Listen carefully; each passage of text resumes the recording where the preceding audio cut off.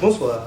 Alors moi je vais vous parler de SaltStack. Donc je m'appelle Boris Feld, je suis actuellement DevOps chez TinyClues et je découvre SaltStack depuis un peu plus d'un an et c'est mon outil de prédilection. Donc, alors, petit disclaimer, pour les besoins de cette presse, j'ai pris des exemples qu'on peut trouver dans la vie réelle. Donc si vous vous reconnaissez ou vous ou vos collègues dans votre boulot, c'est normal, c'est voulu. Donc alors SaltStack c'est quoi? C'est un software configuration management. Donc on va parler ce soir de software configuration management sans bullshit. Alors est-ce que tout le monde sait qu'est-ce que c'est un software configuration management tool? À peu près. Bon, en gros, c'est vous prenez votre serveur de base, vous installez vos paquets, vous mettez votre compte, vous déployez votre code et vous faites tourner. C'est des outils qui existent depuis un moment. Le premier outil qui existait, c'était Safe Engine en 99, il me semble, qui était écrit en C. Et ça répond aux mêmes besoins, donc installer des paquets, poser de la conf, démarrer des services. C'est les trois trucs de base.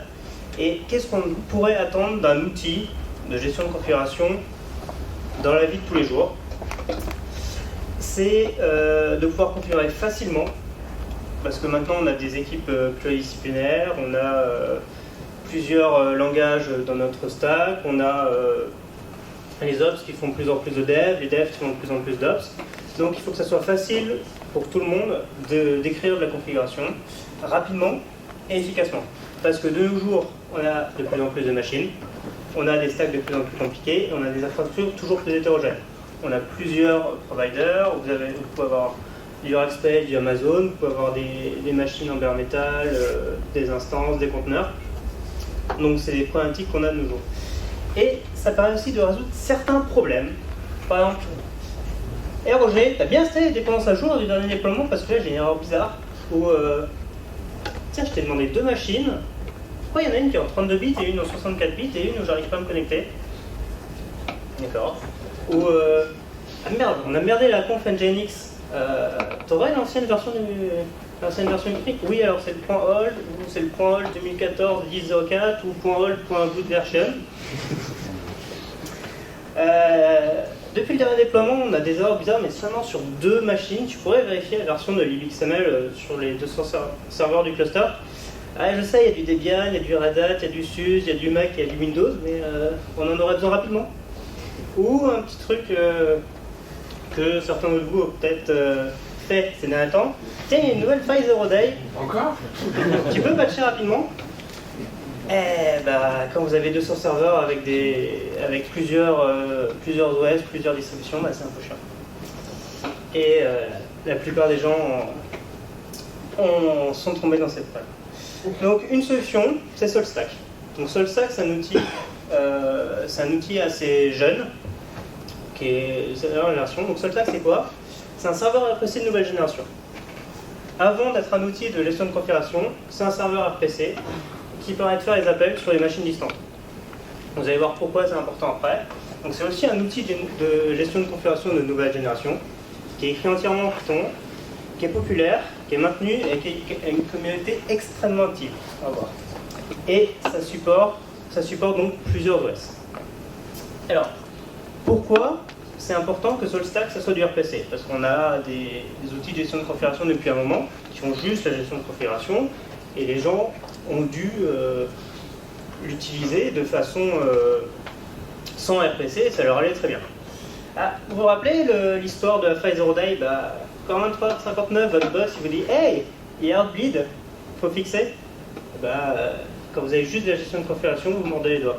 Alors que quand vous avez Salt, vous vous connectez sur votre master, faites Salt, étoile toutes les machines, tu m'installes le paquet OpenSSL, tu le mets à jour s'il est déjà installé, en faisant un apt-get update sur les machines, sur les systèmes Debian, et en une minute vous avez patché vos 200 serveurs.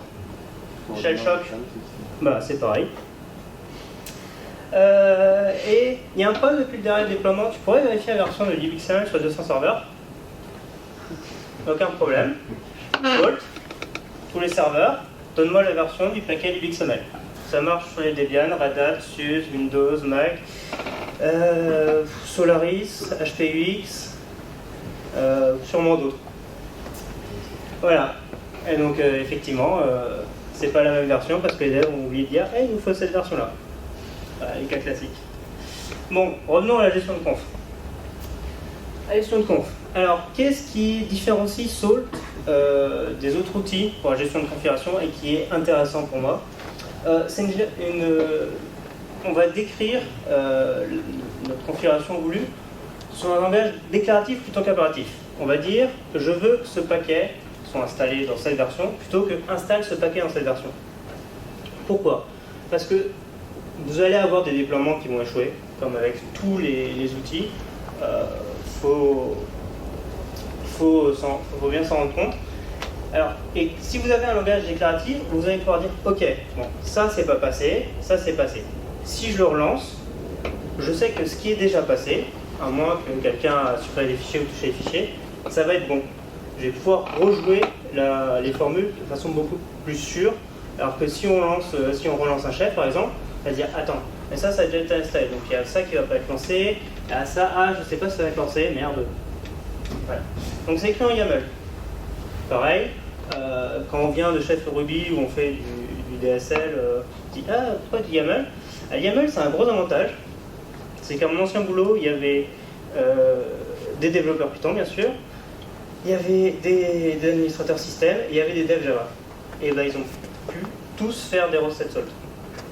Et ça c'est un gros point pour partager la connaissance, que l'ensemble des membres de l'équipe puissent écrire des recettes. Avec du templating Jira. Et donc là je vous montre un exemple. Donc ça va être rapide. C'est rapide et clair pour moi les formules Salt. Donc là vous allez dire là j'ai une state qui s'appelle Nginx, je veux que le paquet soit installé, donc on demande juste à être installé, pas une version, donc il va juste faire un apt-get install de Nginx. Ensuite on dit je veux que le service tourne, donc il va s'assurer que le service Nginx tourne, je veux qu'il soit démarré au boot, et là on lui dit avant de checker si le service tourne et éventuellement le démarrer, tu dois attendre que le paquet Nginx se soit installé et se soit installé correctement. Ça ne sert à rien d'essayer de faire tourner le service si le paquet s'est pas installé. Et on va lui dire, tu regardes l'autre état qui est Nginx config de type file, et ce qui va permettre de lui dire, ok, si je modifie le fichier config Nginx, tu vas redémarrer le service. Et donc là, c'est le fichier de config Nginx. On dit que c'est un fichier géré par Salt. On lui donne le path sur la machine. On lui dit d'où ça vient, et donc là c'est préfixé par salt://. Ça veut dire que le fichier est disponible sur le saltmaster, donc on garde ce template sur le saltmaster, donc ce qui est généralement versionné, ce qui nous permet de retrouver la dernière version de la bonne config de Nginx.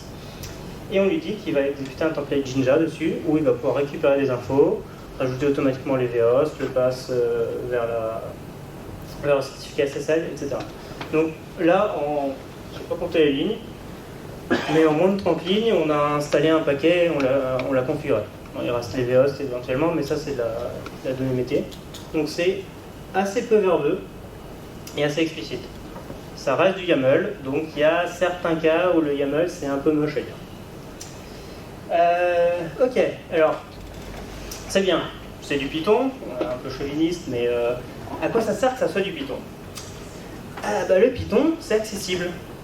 Et donc, comme c'est un outil écrit entièrement en Python, et qui commence à être un petit peu lourd, Python, ça a le gros avantage de permettre à tout le monde de lire le code, mais surtout d'en écrire. En fait, le code, donc ce qu'on a vu avec package install, package version, ça s'appelle des modules qui permettent d'exécuter les actions, c'est le côté RPC. Et la partie file manage, package install et service running, c'est les states, donc ce qui est la partie description de configuration. En fait, c'est du code Python super simple, c'est juste des fonctions. Il n'y a pas de classe bizarre, il n'y a pas de métaclasse, il n'y a pas de décorateur dans tous les sens. C'est des fonctions simples en Python qui font appel à d'autres. Donc du coup, ça permet, quand il y a un doute, d'aller lire le code directement et de contribuer. Ce qui fait qu'on a une communauté quand même assez importante. Donc là, en un mois, on a eu 485 pull requests avec 1132 commits. Donc SaltStack se bat un peu avec OpenStack pour savoir quel est le projet Python open source avec le plus de collaborateurs. Si vous demandez à un dev SaltStack, il va dire Salt. Si vous demandez à un dev OpenStack, il va dire OpenStack. Mais les deux sont à peu près dans les mêmes ranges. Je suis plein d'avance. Alors, donc je vous ai dit, c'est du code Python simple. Ça, c'est un exemple d'un module built-in pour changer le groupe d'un fichier. Et il y a 3 lignes de code. C'est pas compliqué. Il y a plus de doc que de code. Il y a bien sûr des modules plus compliqués, et les states sont un peu plus compliqués parce qu'il y a cette logique d'état. Mais la plupart du code reste assez simple à lire. Et vous pouvez surtout aussi faire vos propres modules custom et vos propres states custom et les déployer de façon super simple. Vous les mettez dans un répertoire sur votre source master, c'est déployé automatiquement sur Mignon, vous pouvez les exécuter. Donc là, par exemple, j'en ai fait un, la preuve, il n'y a pas de doc, pour récupérer un DSN, une clé de DSN sur la machine, en pair à pair sur Salt. Et ça prend, pareil, ça prend 4 lignes, et après vous l'appelez directement dans le template Ninja, et c'est réglé. Voilà.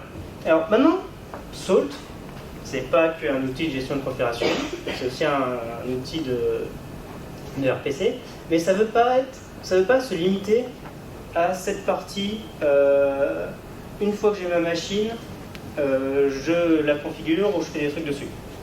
Salt, ça va devenir un outil de gestion de configuration d'infrastructure au sens complet, et donc aussi gérer la création des machines. Donc il y a un outil qui a été mergé dans Salt dans la dernière version qui s'appelle Salt Cloud, qui va s'interfacer avec les API de Rackspace, Amazon, Azure. Il peut créer des conteneurs Docker, et vous pouvez décrire du coup vos machines aussi dans Salt.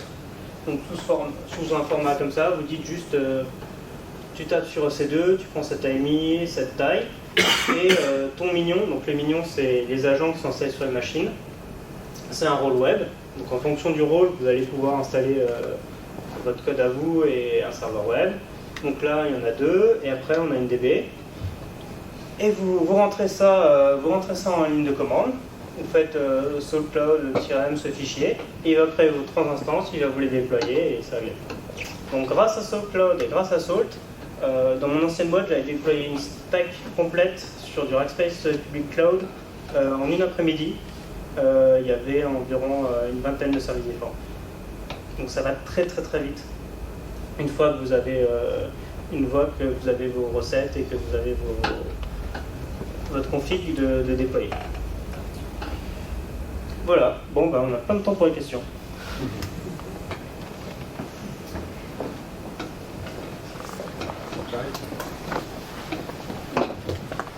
Merci pour la presse.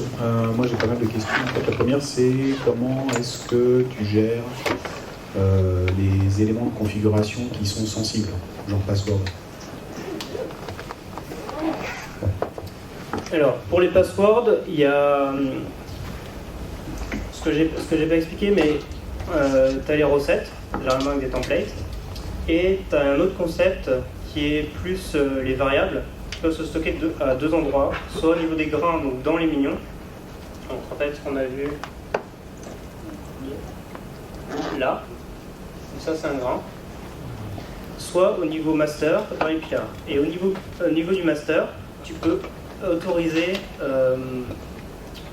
très finement qui a accès à ce pilar, et donc tu peux du coup dire ok, ce password là il est dans ce pilar, il est accessible que par ces machines. Après on n'a pas, donc du coup il sera en clair sur le file system, et on n'a pas encore de encrypted databag comme ce qu'ils ont dans Chef, mais c'est prévu, le créateur de Salt est au courant, il y a déjà des PR ouvertes, et on ne désespère pas de l'avoir un jour.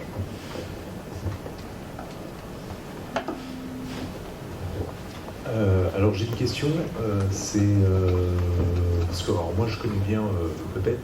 Est-ce qu'on a la possibilité en fait de faire du conditionnel, entre autres par exemple se baser, déployer tel type de recette sur tel nœud parce qu'il dans son nom il a telle partie qui est intéressante, y mettre des regex ou... C'était une partie que je ne voudrais pas montrer, que je vais vous montrer.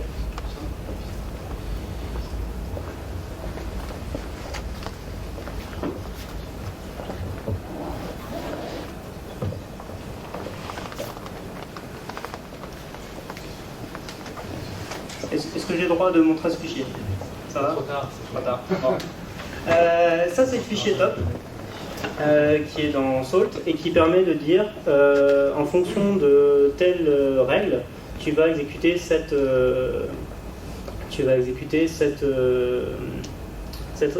formule ou pas.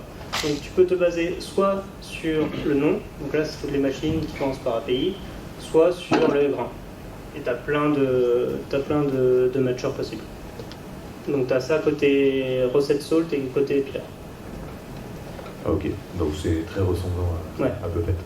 Les concepts restent les mêmes depuis, peut-être pas depuis CF Engine, mais depuis Puppet et Chef.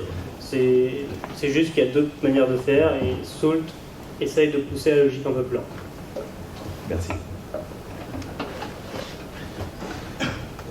Du coup, c'est une approche uniquement déclarative, il n'y a pas d'inventaire automatique ou de choses comme ça, comme il peut y avoir sur je crois que Puppet peut le faire avec un module Chef aussi. En fait, quand tu as installé ton client, enfin ton agent, il est capable de te remonter automatiquement un maximum d'informations centralisées, et puis après, en fait, il va déterminer automatiquement les caractéristiques de l'OS. Comment ça... Les facts. Ouais, voilà, les facts. Alors, tu as accès dans les grains, donc, que je vous montrais, il y a aussi des grains qui sont remplis automatiquement, donc tu as toutes les infos OS, proc et tout. Tu peux aussi remonter des infos régulièrement au niveau du master, tu as moyen de le faire. Mais l'idée, parce que quand tu parles d'inventaire, moi je pense à CF Engine, où du coup tu avais tout dans une DB centralisée. L'idée avec Salt, c'est que c'est plus rapide de demander en live les infos que tu as besoin plutôt que les centraliser. Donc par exemple, tu dis je veux afficher telles infos sur tous mes millions, bah, tu fais ta requête et 2 secondes plus tard, bah, tu peux afficher toutes les versions de Nginx, toutes les versions de l'OS. C'est ultra rapide parce que c'est basé sur 0MQ. Une dernière question après. D'accord. Et au niveau de la charge, en fait, comment est-ce que ça se passe au niveau des infrastructures? Salt, on peut faire du multi-master, master slave, comment est-ce que ça se passe? Est-ce que ça se fait assez facilement aussi? Du multi-master, il me semble pas, mais ça prend pas de charge, parce que c'est pas comme les minions chefs qui vont requêter tout le temps. C'est le master qui va contacter les minions. C'est le master qui va contacter les minions quand il en a besoin, donc au niveau de charge, ça prend rien. Je peux peut-être compléter un des gros utilisateurs un des plus gros utilisateurs de Salt, c'est LinkedIn, qui est un des early adopters du truc, et il utilise, je crois, sur 40 000 serveurs avec assez peu de masters au final. Donc ça, c'est ceux qui poussent un peu le plus loin. Mais ce qu'ils présentent, tu le ferais jamais avec Chef ou avec Puppet, quoi. D'accord. Je sais pas. Niveau reporting, tu as plusieurs choix. Soit par défaut, ça affiche un tas constant quand tu les lances, mais tu peux configurer ça exactement comme tu veux. Il y a tout ce qu'il faut pour les mettre dans les DB, y compris Mongo, c'est très bien. Du Postgres, du Redis, du Rabbit. Et donc après, tu peux extraire ça comme tu veux. Tu as accès. Par défaut, ça s'enregistre sur le master, donc tu y as accès comme tu veux. Voilà. Je ne mets pas dehors, mais on va passer. Merci.